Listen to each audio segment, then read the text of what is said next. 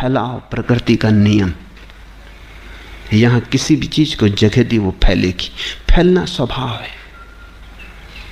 इसलिए तो हिंदू विश्व को ब्रह्म कहते। ब्रह्म यानी जो फैलता चला जाता है, जो जानता ही नहीं कैसे रुके, जो फैलता ही चला जाता है। अनंत जिसका विस्तार है, जिसके फैलाव की कोई सीमा नहीं। यहां छोटी सी चीज पकड़ो, जल्दी ही बड़ी होने लगती है।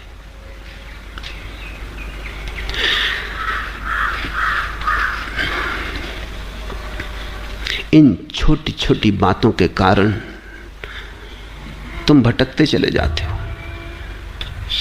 कभी कभी तुम्हें ख्याल भी नहीं होता तुम जरूरी काम से जा रहे थे। मां बीमार पड़ी थी और तुम उसके लिए दवा लेने जा रहे थे, और किसी आदमी ने रास्ते में गाली दे दी। भूल गए मां, भूल गए दवा, भूल गए इलाज, चिकित्सा। उससे झगड़ने खड़े हो गए। पहले इससे निपटारा कर लेना, चाहे इसमें मां मर जाए। लौट के घर आओ और पाओ कि मां जा चुकी, फिर चाहे पछताओ। लेकिन क्षुद्र भी, अति क्षुद्र भी, अति व्यर्थ भी जब आता है तुम्हारी आंखों में तो तुम्हें परिपूर्ण घेर लेता है। इसी तरह तो मंजिल खोती चली गई है। तुम बिल्कुल हवा की तरंगों में भटकते लकड़ी के टुकड़े हो। जहां हवा आ जाती है, जहां पानी की तरंग ले जाती है, वहीं चल पड़ते हो। तुम संयोगिक हो गए हो, एक्सीडेंटल। तुम्हारे जीवन में कोई दिशा नहीं है, कोई बढ़ाव, कोई विकास, कोई गंतव्य, कोई मंजिल। कहां तुम जा रहे हो, क्यों तुम जा रहे हो, कुछ भी नहीं है। आकस्मिक घटनाएं, दुर्घटनाएं तुम्हारे जीवन की निर्णायक हो गई। कुछ भी उठाता है जिससे तुम्हारी कोई संगति नहीं, तुम वो करने में लग जाते। मैं विश्वविद्यालय में भर्ती होने गया, तुम अपना फॉर्म भर रहा था। मेरे पास ही एक लड़का खड़ा था, वो भी भर्ती होने आया था। उसने मेरे फॉर्म में देखा, उसने कहा तो आप दर्शन शास्त्र ले रहे हैं, तो मैं भी लूंगा।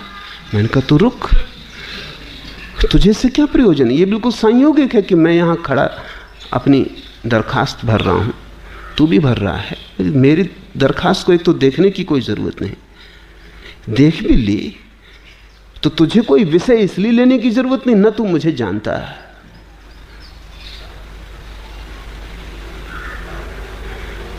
उसने कहा ये भी आप ठीक कहते हैं, मैंने ये सोचा ही नहीं। तुमने कभी जिंदगी में देखा? इस तरह रोज हो रहा है। दुकान पे तुम गए थे, कुछ खरीदने गए थे, कुछ खरीद लाए, क्योंकि दुकानदार बड़ा कुशल था, उसने बेच दिया कुछ। दुकान पर गए थे, दुकानदार ने कुशलता भी ना की हो, लेकिन दुकान की खिड़की में सजी हुई चीजों में कुछ चीज जच गई जिसकी तुम्हें क्षण भर पहले तक कोई भी जरूरत न थी। क्षण भर तक पहले तुम्हें सपना भी ना आया था उसका, लेकिन बस आंख में पड़ गई, सरक गए तुम। शायद जरूरी काम छोड़ के जो तुम लेने गए थे कुछ और लेके आ जाओ। तुम जो लेने जाते हो वही लेके लौटते हो। पश्चिम में मनोविज्ञान इस पर बड़ी खोज करता है कि लोग क्या खरीदते, और उन्होंने बड़ी तरकीबें खोजी और बड़े हैरानी के निष्कर्ष हाथ लगे। एक उपन्यास बिकता नहीं था, छप गया और बिका नहीं। विशेषज्ञों से सलाह ली गई, उसने कहा इस किताब का नाम बदल दो, नाम ठीक नहीं, नाम खींचता नहीं। नाम बदल दिया, किताब बिकी, ऐसी बिकी, लाखों की प्रतियों में बिकी। साल भर से छपी पड़ी थी, कोई खरीदने वाला न था। किताब वही की वही, सिर्फ नाम बदलने से कुछ भी नहीं बदला है, एक शब्द भीतर नहीं बदला है, सिर्फ कवर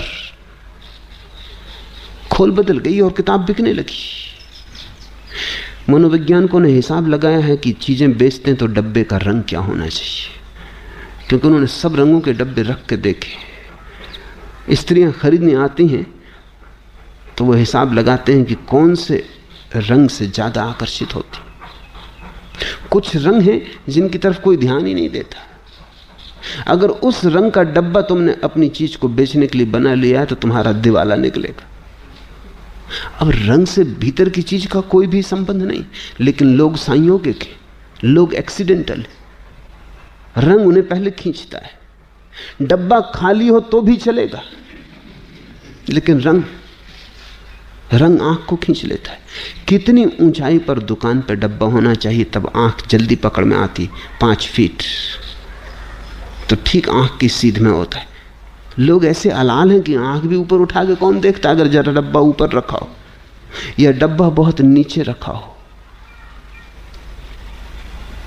तो अब तो विशेषज्ञ हैं इस संबंध में जो बताते हैं कि तुम जब कोई चीज बना के बाजार में बेचो तो डब्बे का रंग क्या हो, कितने बड़े अक्षरों में नाम हो, कितनी ऊंचाई पर दुकान में रखा जाए, कितनी दूरी पर ग्राहक खड़ा हो, तो काउंटर कितने फासले पे बनाया जाए, बेचने वाला क्या कहे, कैसे शब्दों का उपयोग करे।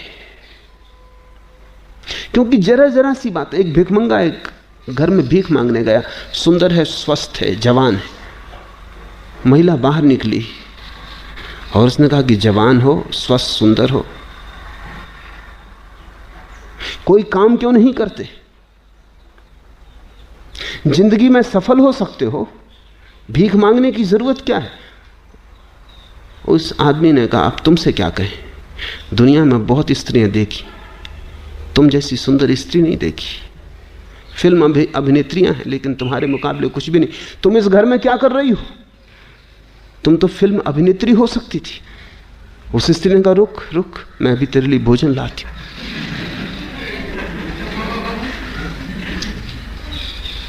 भिखमंगे को भी समझना पड़ता है क्या कहे,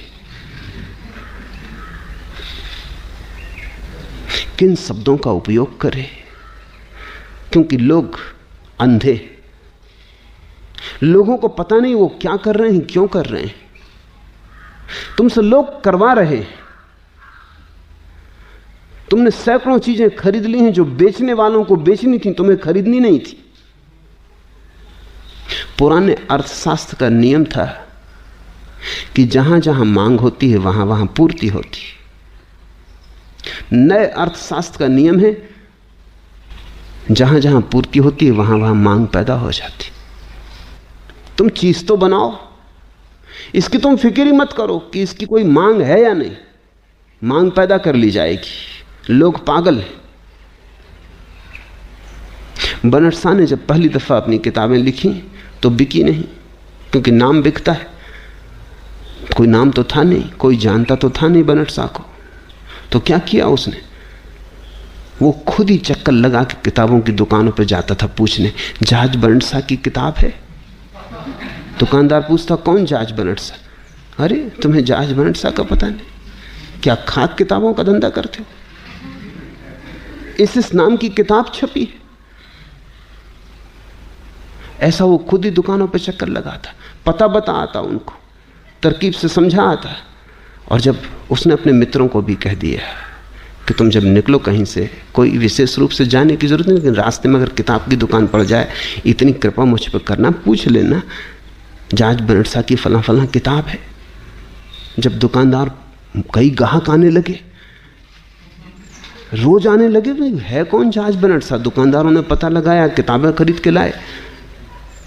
जहाज बनट शाह ने कहा ऐसे मेरी किताबों का बिकना शुरू हुआ। चीज होनी चाहिए, फिर चीज के आसपास कांटा, कांटे के आसपास आटा होना चाहिए, फिर कोई ना कोई फंस जाएगा।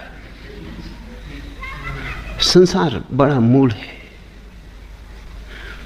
तुम जरा जागो।